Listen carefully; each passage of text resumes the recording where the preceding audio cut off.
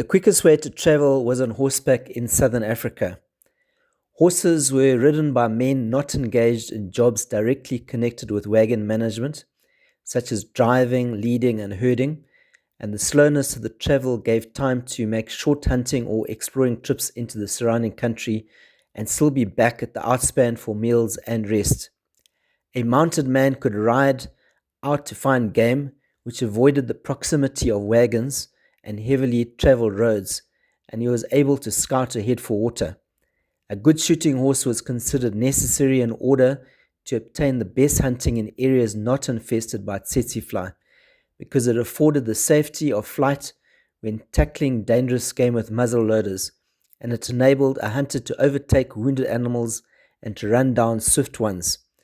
Horses conferred superiority in warfare with the black tribes, as they allowed their riders time to reload by running out of reach of Bushman arrows or Bantu spears, which were wielded by men on foot. The possession of firearms and horses and their combined use as a fundamental principle of tactics was the most important reason for the conquest of large bodies of Bantu by the Voortrekkers. Horses were very useful on the hunt and in the campaign, but they were useless for purposes of heavy transport over long distances. A man too unfortunate to own a mount or too ill to sit on either rode in the clattering, jolting wagon to which the women and children were usually consigned, or he walked beside it.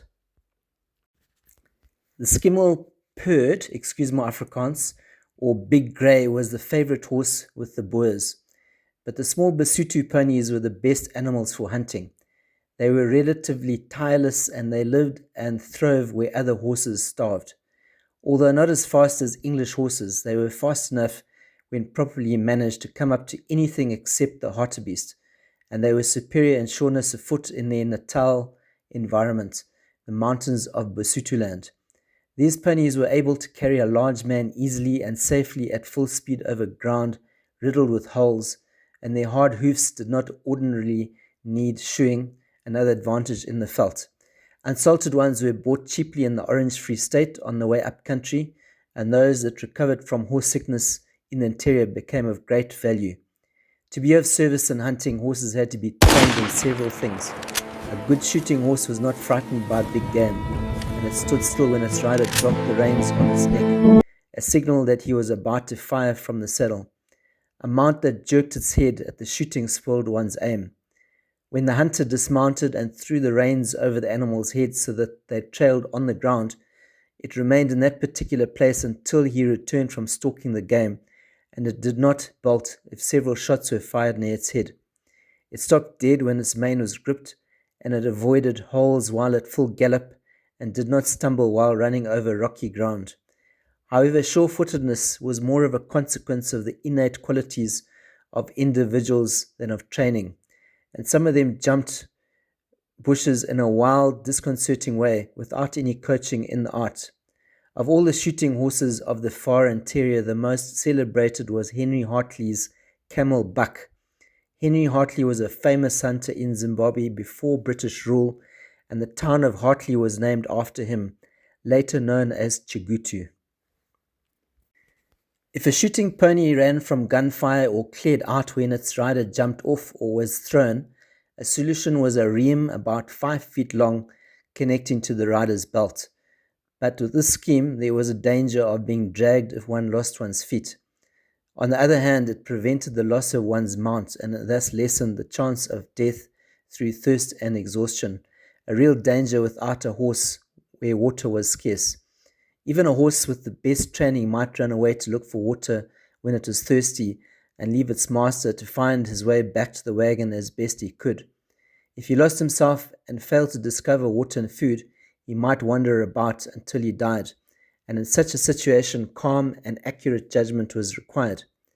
The proper procedure was not to run after the horse, but to track it at a walk, which did not frighten the animal and also saved its owner's strength. One could also make smoke signals and fire a gun at intervals, inviting answering shots from servants and companions at camp. It was wise to carry a pocket compass in the unvarying sandveld, where there were few real landmarks and where every hill, bush, and tree closely resembled all the rest. Young horses were trained to gunfire by shooting blanks near them, while they were tightly held by a headrem to one stirrup, so that they grew very wary of running in circles. It was a bad thing to have a gun-shy shooting pony. The hunter had to fire dismounted and hold the reins looped over his arm to keep it from stampeding, but the beast always jerked its head and spoiled his shot. The best method used in South Africa to prevent horses from wandering off or running away and at the same time allowing them to graze was known as knee haltering. It originated on the high veld or in the Karoo, which were regions without trees. A long reim of soft, pliable kudu hide was kept attached by one end to the headstall, and it was rolled up and fastened to the bridle when not in use.